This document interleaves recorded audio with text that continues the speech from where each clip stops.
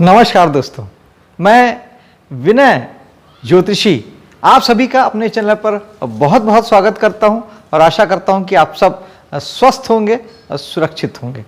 जिनका भी मिथुन लग्न है उनके ऊपर बृहस्पति का क्या प्रभाव पड़ेगा, आइए ये जानने की कोशिश करते हैं। सर्वप्रथम मिथुन लग्न वालों के लिए बृहस्पति की उपस्थिति जो होगी वो 12वें भाव में होगी, क्योंकि बृहस्पति वृषभ राशि में आए हैं।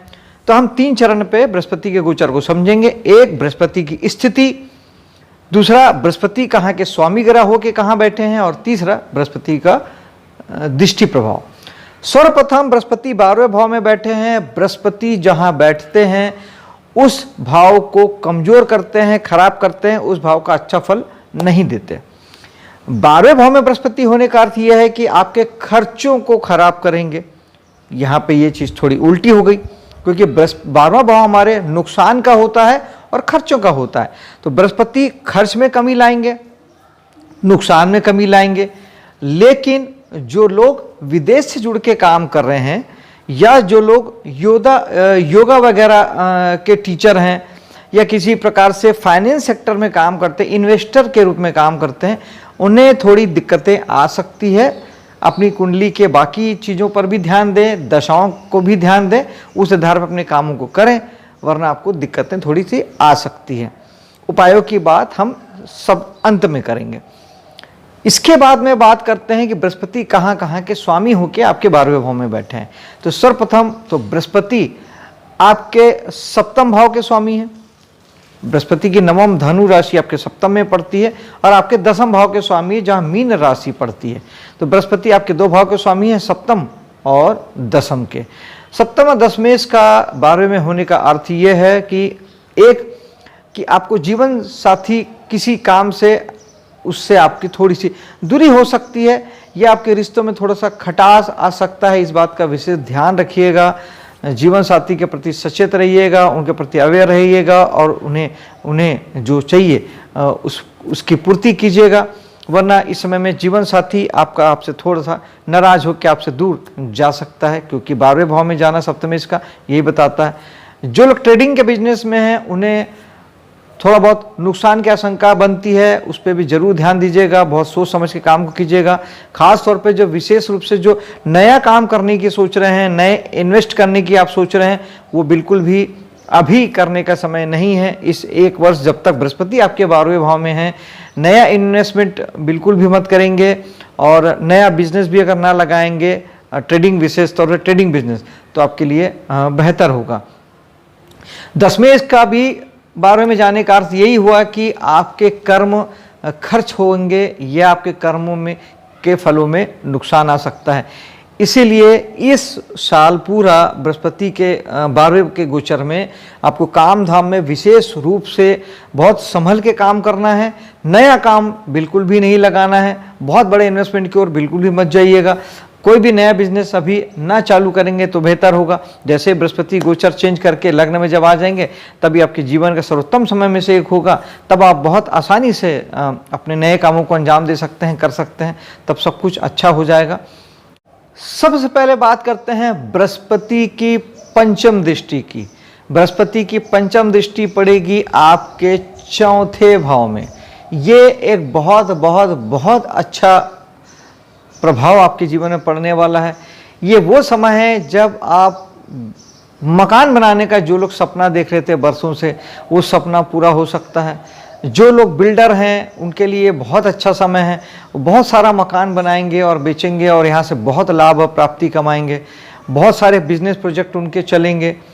4था भाव हमारे मकान किराए से देने का भी है। आप प्रॉपर्टी बना के उससे आप किराए से दे सकते हैं, वहाँ से भी आपको अर्निंग होगी।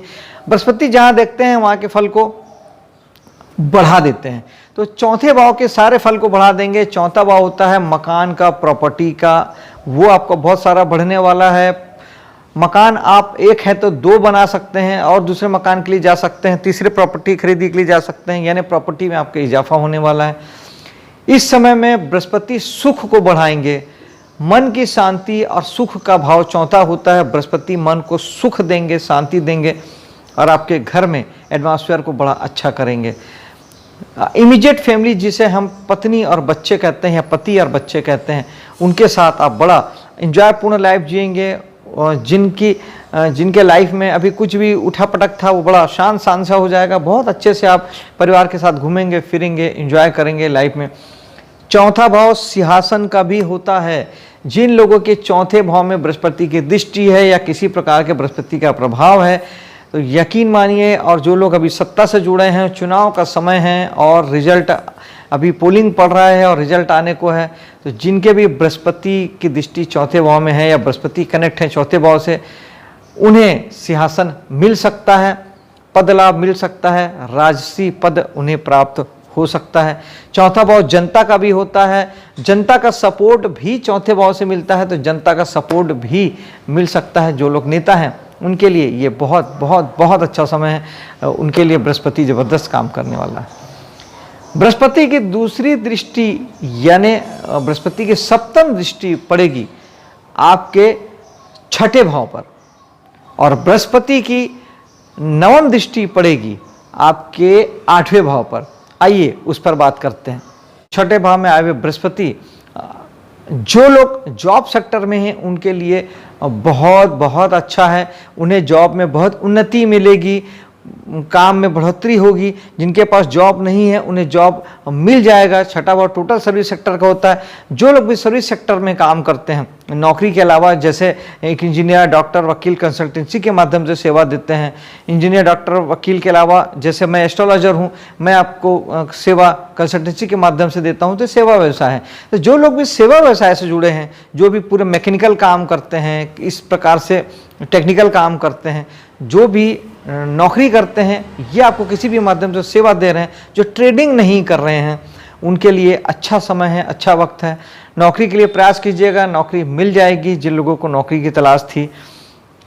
यहाँ पर आए हुए बृहस्पति आपके छठे भाव में होते हैं ऋण, रोग और शत्रु, ये भी हम यहाँ से देखते हैं।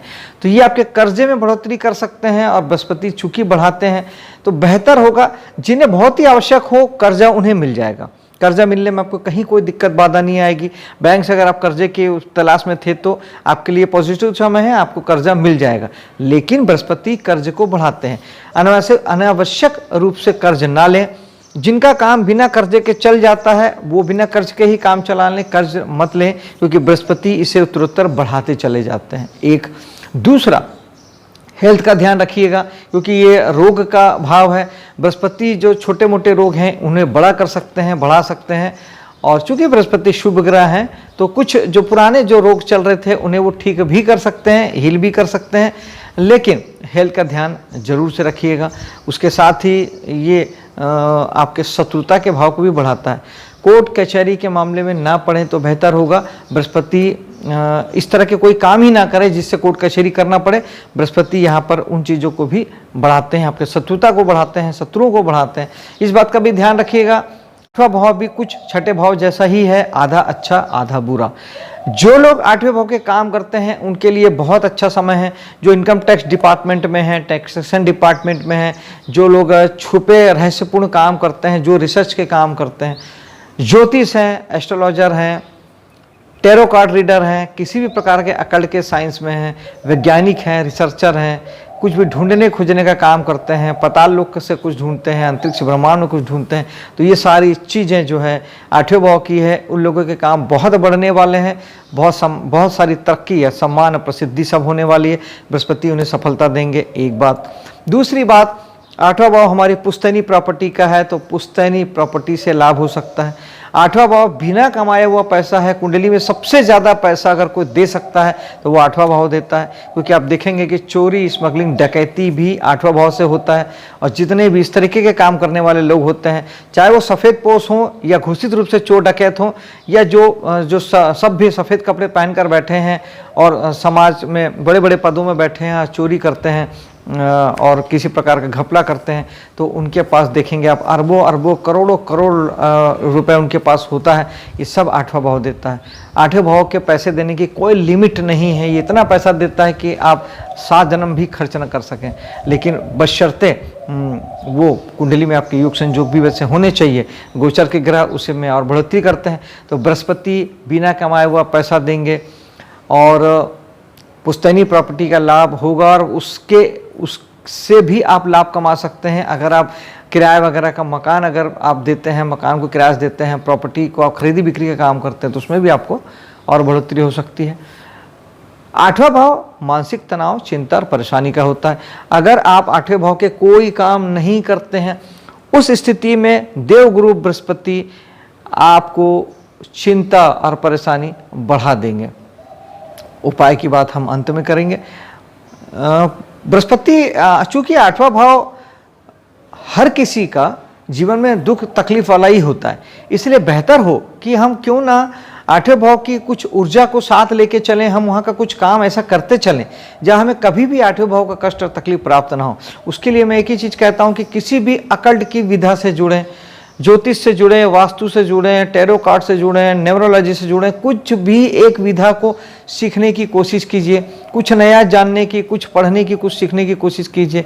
जब भी आप कुछ नया सीखने पढ़ने जाते हैं तो आप रहस्य का उद्घाटन करते हैं। आपके लिए तो रहस्य ही होता है, कुछ जानना रहस्य ही होता है।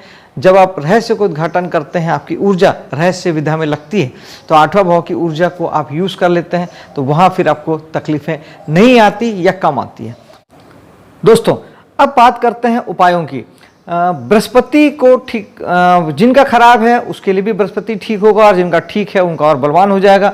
तो बृहस्पति को ठीक करने के लिए सबसे पहले तो हमारा धार्मिक होना ही सबसे बड़ा आधार है बृहस्पति को ठीक करने का। जब हम धार्मिक हो जाते हैं, बृहस्पति धार्मिक ग्रह है, हमारे धार्मिक होते ही बृहस्पति जो है वो बहुत ज़्यादा ठीक होने लगते हैं। तो धर्म कर्म के कामों से जुड़िए, मंदिर जाइए, पूजा पाठ करिए, कहीं भी कैसे भी करके धर्म के कामों से जुड़िए। आपका बृहस्पति और आपके लिए वैसे भी भाग्यश है, तो धर्म के कामों से जुड़िए। इसके अलावा बृहस्पति को ठीक करने के लिए केसर या हल्दी का तिलक कर सकते हैं। हल्दी और केसर दोनों बृहस्पति की कारक चीज़ें हैं। पीले कलर की चीज़ों का दान करिए। पीले फल हो सकते हैं, पीले कोई भी सामान हो सकते हैं, पीले कपड़े हो सकते हैं, पीली चने की दाल होती है। इस तरह की चीज़ों को गरीब लोगों को भी दान कर सकते हैं, मंदिर में भी दान कर सकते हैं। वैसे बृहस्पति के समय में मंदिर में दान करना बेहतर है, क्योंकि मंदिर साक्षात गुरु को ही रिप्रेजेंट करता है। गुरु का आशीर्वाद लेना और उनकी पूजा अर्चना करना ये एक बहुत अच्छा उपाय है। आपको किसी भी प्रकार का गुरु हो, किसी भी फील्ड का गुरु हो, चाहे वो आपको नृत्य सिखाता हो, संगीत सिखाता हो, कुछ भी, किसी भी प्रकार का जो भी गुरु जिसे आप गुरु लाइक समझते हैं, उसकी घर में फ़ोटो लगा के उससे उनकी पूजा भी कीजिए और उनसे बातें भी कीजिए। आपको बहुत अच्छा मार्गदर्शन मिलेगा। आपके मन से ऑटोमेटिक आपको नए रास्ते प्राप्त हो जाएंगे। और अगर साक्षात जीवित गुरु आपके पास हैं तो बिल्कुल आप उनका आशीर्वाद लीजिए। इससे अच्छा गुरु को ठीक करने का कोई उपाय नहीं है।